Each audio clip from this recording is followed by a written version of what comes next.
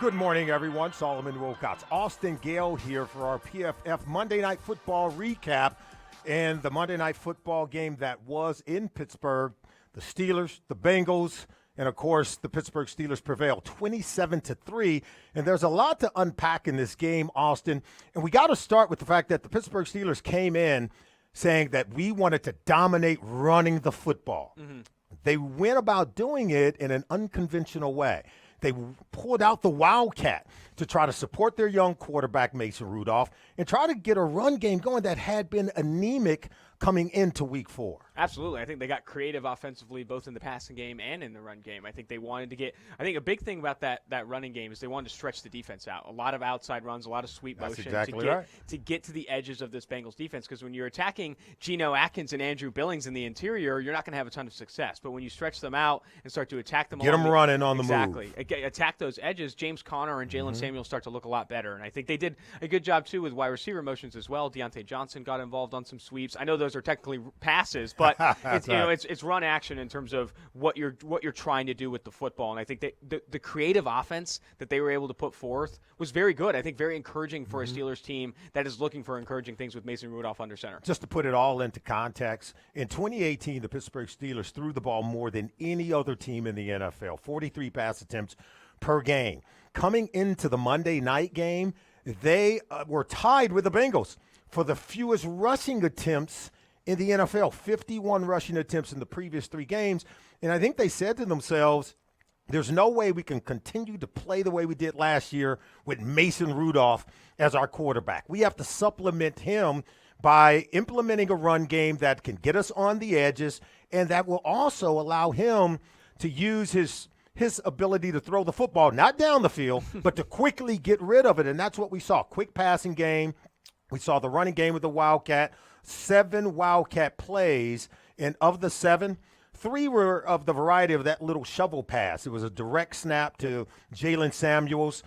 He ran it and kept it a few times, and a few times he had the shovel pass to James Conner. And that really was the impetus of the offense all night long. Mm-hmm, absolutely. And if you look at grades on first review, the offensive line, 2 of the Pittsburgh Steelers' highest graded players offensively were offensive linemen. The next 2, Jalen Samuels and James Conner. That's right. They really got those 2 guys involved, knowing that they had an advantage against this defense to get quick passes going, to get this Wildcat going and stretch this defense out. And when you're able to kind of have a rhythm like that offensively like they did and not have to put Mason Rudolph in a position to fail, to make mistakes, I think this the offense really came together. And I think the Pittsburgh Steelers will continue to do this against other defenses. When you play in the NFL, it's really important to know your personnel. You got to know who you're playing against. And Jalen Samuels, when he was at NC State, he ran the Wildcat.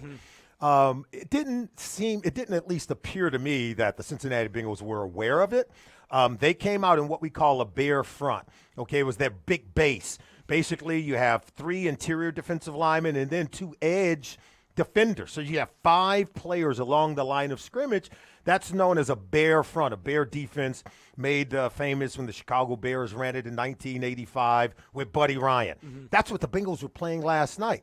They were prepared for the Steelers to pound the running game up and inside, not to get out on the edges, which is what they got plenty in this Wildcat offense. I thought Jalen Samuels did a really good job of just reading it, knowing when to pull it, when to keep it, and where to attack on the edges of that Bengals defense. And I think it's another great job of the Steelers because they knew going in the Bengals had 3 defensive linemen out. They were going to be really excuse me, but they were going to be really down from a depth standpoint, and forcing these defensive linemen to chase outside runs and do all these things made it very difficult down the stretch for the Bengals to really keep up. I think you saw early on Steelers offense wasn't doing a lot of great things, but as the game wore on and the depth got more tired and the defensive line got more tired, started to crease them a little bit. Yeah, exactly. And I think as the game got on, the Steelers offense started to hit more. You saw miscommunication on the back end. And I think this Bengals defense overall just fell flat when they really didn't need to. Cincinnati Bengals, they came in, I don't know if they understood. They knew they needed to stop the run.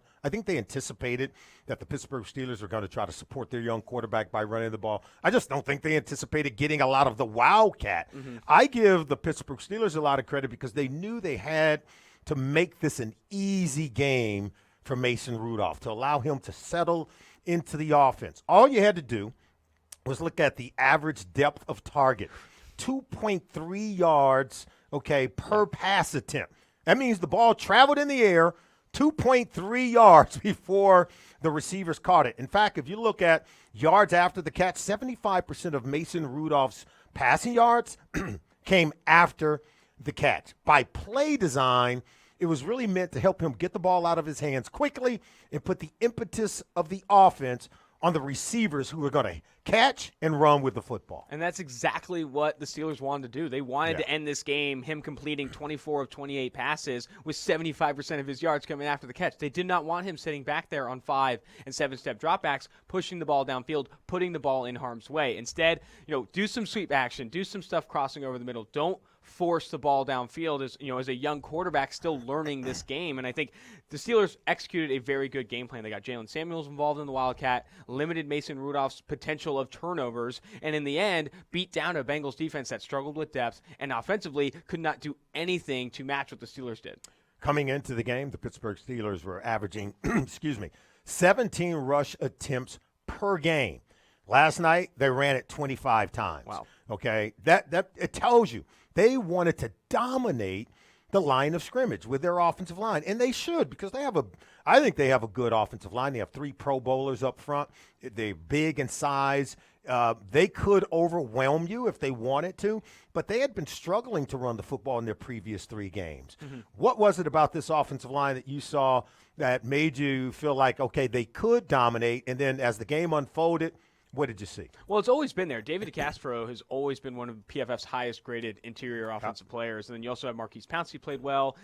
Feller, the right tackle, played well. Villanueva. Yep. And I think this offensive line, the Steelers went into this game knowing that offensive line was a strength over the Bengals' defensive line, especially with the injuries they had. Therefore, they executed a game plan and put together a game plan that was, geared around this offensive line playing well. They delivered. Same did James Conner and Jalen Samuels. And Mason Rudolph, kind of playing this point guard, just dishing it out here and there, also played very well. And I think the Steelers did a perfect game plan, recognizing the Bengals' weaknesses on defense and playing to their strengths, their offensive line and their running backs, not their quarterback, at least not right now.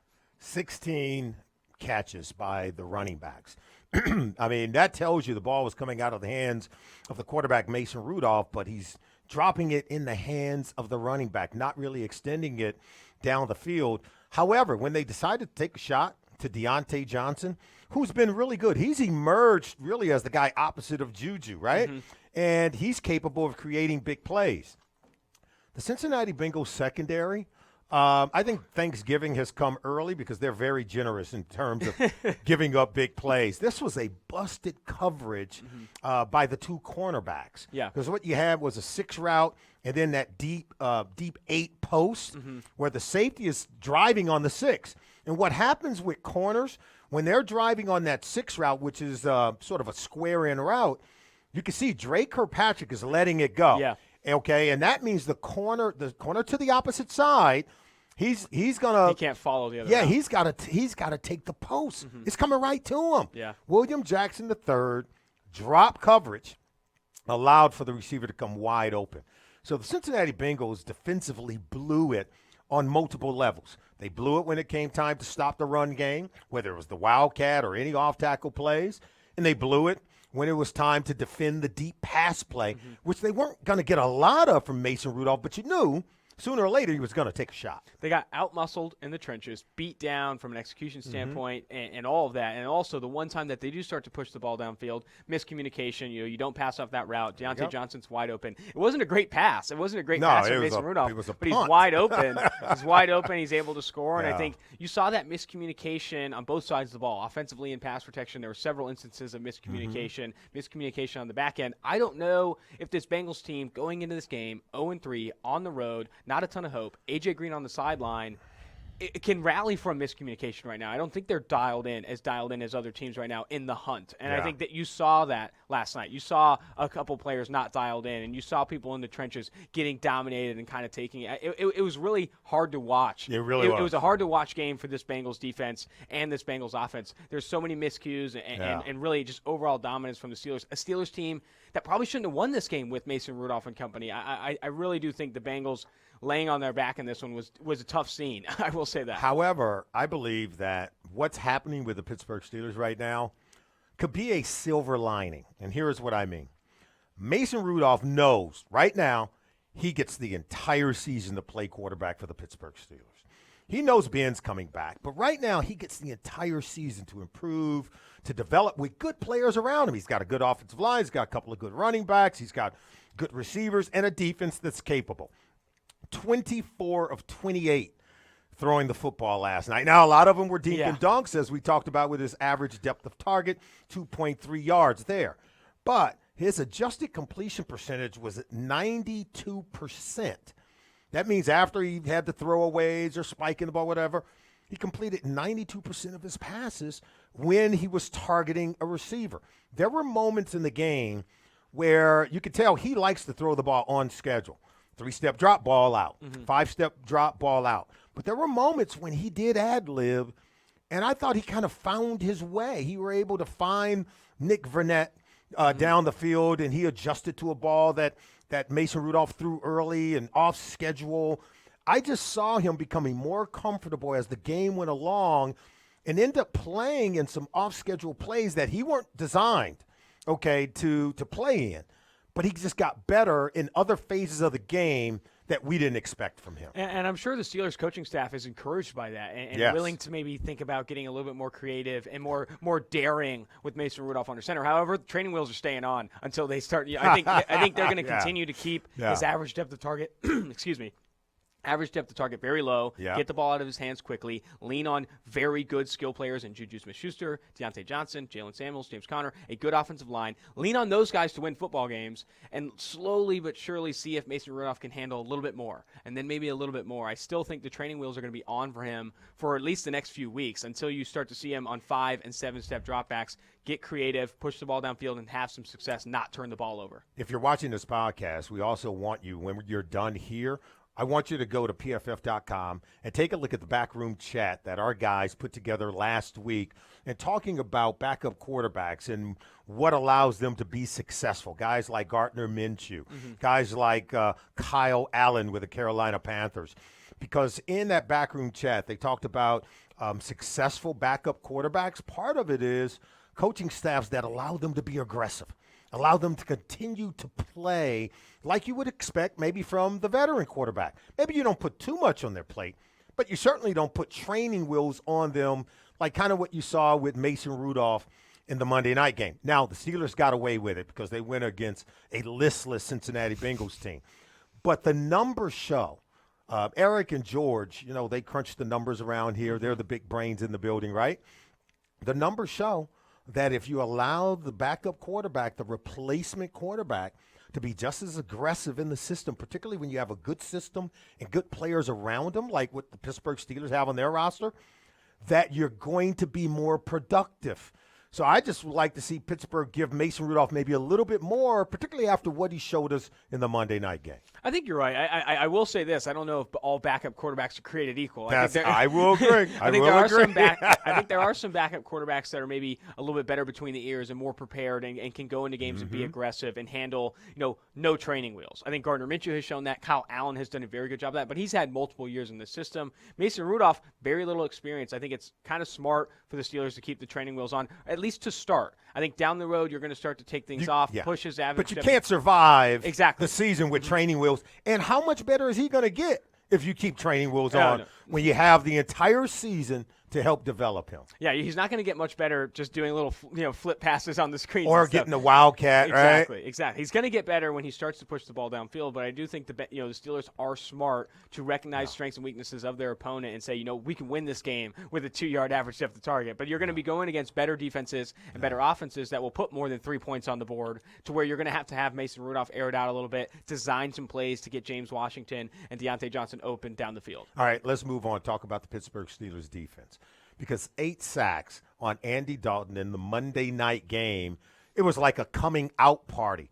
I played for both teams. I guess I have to have that full disclosure. Yeah. But it reminded me of a game in 1992. We came up here to play the Bengals. David Klingler was lined up at quarterback, and I was playing. Dick LeBeau was our defensive coordinator in Pittsburgh at the time.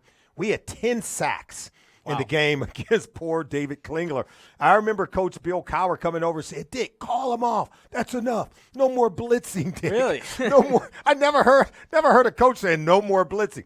Last night, no one was calling for No. no more blitz. In fact, it looked like they were calling for more because they turned up the heat on Andy Dalton. And they, again, great job by the Steelers coaching staff recognizing a weakness and attacking it. This Bengals offensive line is bad. It was bad going in, and it got even worse when Jonah Williams, their first-round pick, went down with a season-long injury. Now you have Cordy Glenn battling injuries as well. This is a clear-cut weakness for this Bengals team, and they attacked it. Bud Dupree, T.J. Watt pinning their ears back. You go. Cameron Hayward, Javon Hargrave got in the mix. Even the former first-rounder, Tyson Alualu, got a nice little beatdown of a Billy Price for an easy pass rush win. This Bengals offensive line looked hapless. And with that being said, Andy Dalton really struggled to get into a rhythm. This offense could not do anything. It needed training wheels and then some just to even move the ball, somewhat down the field. I think this Bengals offensive line is such a weakness. And you have to tip your cap to the Steelers defense. They played well. There you go. But I really think this Bengals offensive line is going to struggle against competent defensive lines, and they have one right there. So can I share something with you? Yep. I'm telling you now, this is what I love about the National Football League. Because coaches are really smart.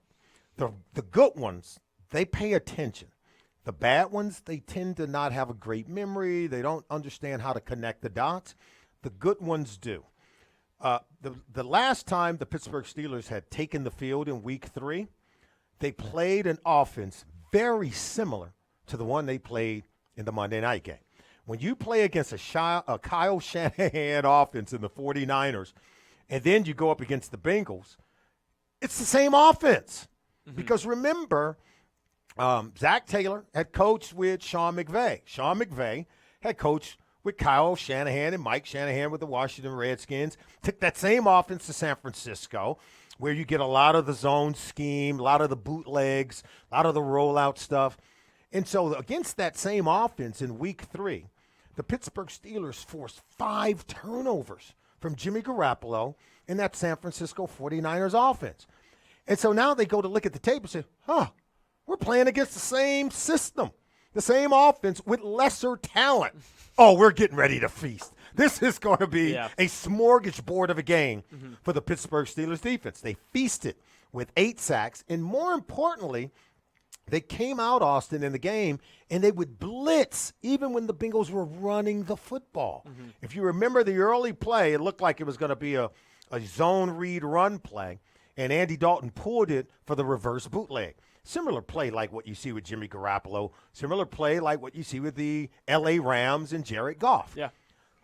What did the Pittsburgh Steelers do? Devin Bush blitzed the play.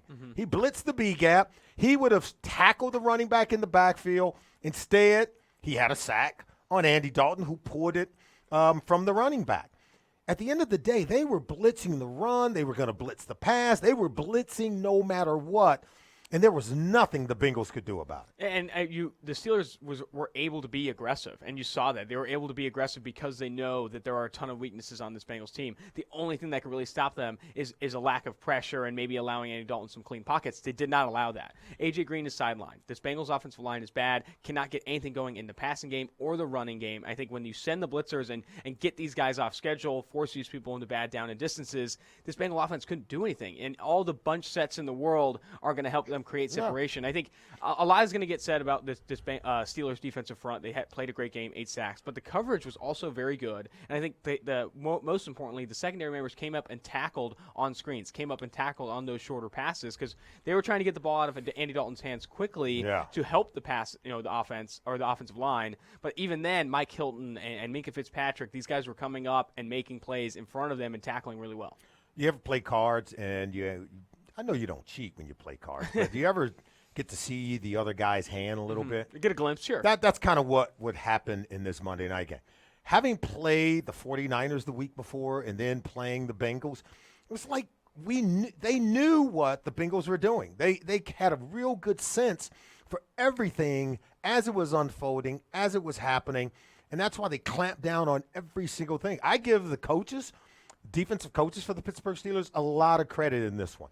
Yeah, Stephon Tuitt, he was bringing it. Cameron Hayward on that defensive line for the Steelers was bringing it. T.J. Watt was phenomenal. Yeah. They could not block T.J. Why would they have Tyler Eifert blocking T.J. Watt, by the way? Better than Bobby Hart, maybe? Yeah. a little bit better. I think, that's but again, yeah, bad it was decision. overwhelming. And part of it, and listen, I give those players a lot of credit. I give the coaches even more credit because they were locked in to every single thing the Bengals were doing.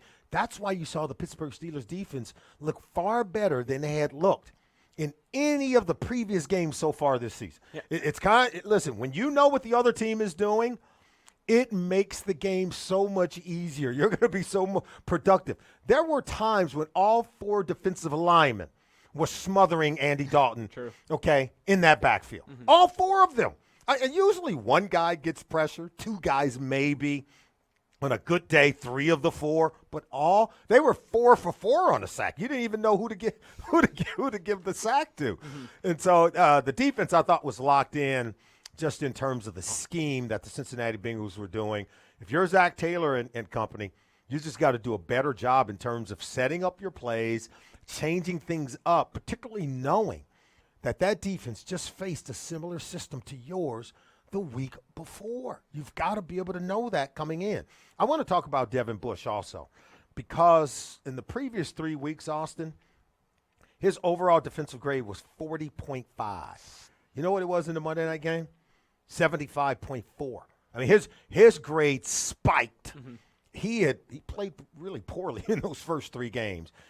He graded poorly, and I thought the grades matched identical to his performance. But in the Monday night game, I thought the grade also matched identically. He was lights out. He had tackles for losses. He was great in coverage. He had a sack.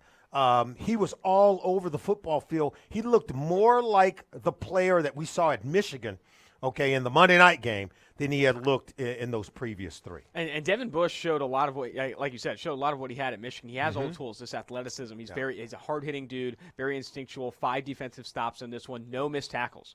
Missed tackles will ruin your grade in PFF system. Yeah. You cannot miss tackles in this league, and he had 0. You mean like Nick Vigil? Yeah, like Nick Vigil in open space. but Devin Bush earning high coverage grade and a very high overall grade is very encouraging for this Steelers team, because this Steelers defense is at its best when they have a athletic coverage linebacker like they had in Ryan Shazier and other linebackers in years past. I think Devin Bush, slow out of the gate. I think, NFL is fast for all the rookies when they come out. And I think Devin Bush, though, is starting to get a feel for and when you have a defensive scheme like the Steelers put out, I was going to say this, Steelers out-coached the Bengals on the defensive side of the ball. Absolutely. And the offensive side of the ball. Absolutely. And when you have a player as athletic and as talented as Devin Bush working in a scheme that is thriving, he's going to have games like this. And I think it's one thing to be out-coached, but then when the Steelers are out-coaching a Bengals team with talent as well, the roster is very talented, you're going to have blowout wins like this. Yeah.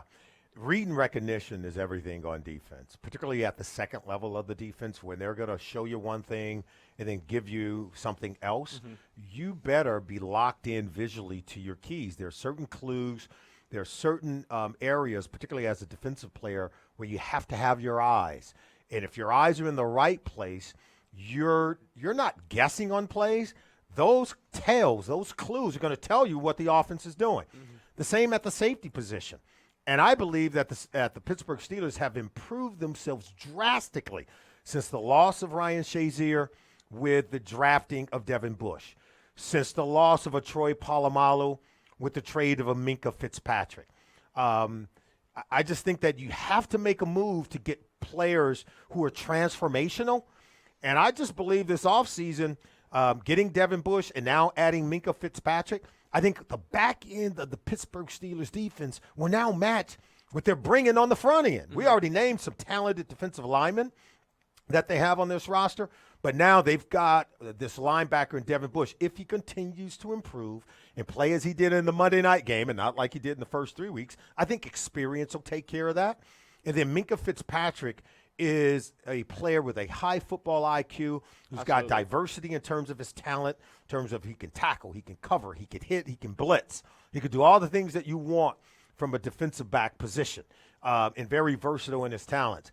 I believe the Pittsburgh Steelers defense is going to improve as the season goes on. I would 100% agree. I think they still need some help at corner. Joe Hayden had that dropped interception. He earned high coverage. Good coverage. Earned a high coverage grade in this one. But outside of him, I still think they're looking for help. But you have a great pass rush. You don't like Steve Nelson? I don't love Steven Nelson. But I mean, he earned a high grade this past year with the Kansas City Chiefs. But I think, again, this defense looks very good, and I think they're going to get better. They have a good pass rush. I think the scheme is solid. Devin Bush is getting better. The trade for Minkah Fitzpatrick will help.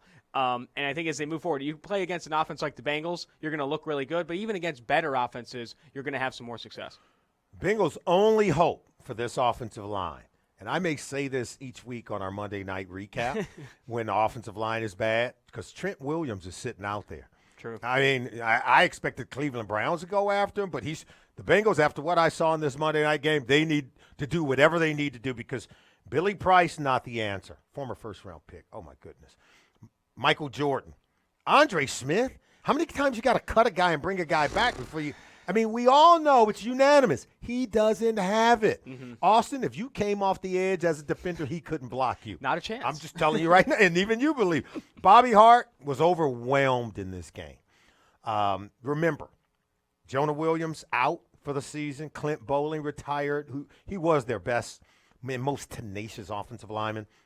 Cordy Glenn was out of this game. Mm-hmm. So they've got no shot. In my mind, they've got no shot of improving. And poor Andy Dalton, I don't know that we can fully evaluate Andy Dalton after what we saw in this Monday night game. With this offensive line, you need to put the training wheels and then some on Andy Dalton at this point. The average depth of target for him has to be 2 yards down the field. Right. Get more creative offensively. It was in the 4.0 range, I think, in the Monday night game. I think this offense needs to get more creative and find ways to get the ball out of his hands even quicker than they already are, because you're not going to win 5- and 7-step dropbacks with this offensive line. Bobby Hart and Andre Smith are absolute liabilities at offensive tackle, and it does not get any better at either guard position. I think this Bengals offensive line is such a weakness to a point where the offense has to change dramatically from what Zach Taylor wanted to bring over. I know that sucks. That sucks to hear. But you're 0-4, and Andy Dalton's going to continue to get crushed unless you make significant changes to this offense and allow him to get the ball out quicker and move away. Maybe even throw some wildcat. Yeah. Bengals had 73 rushing yards in the game last night, 3.8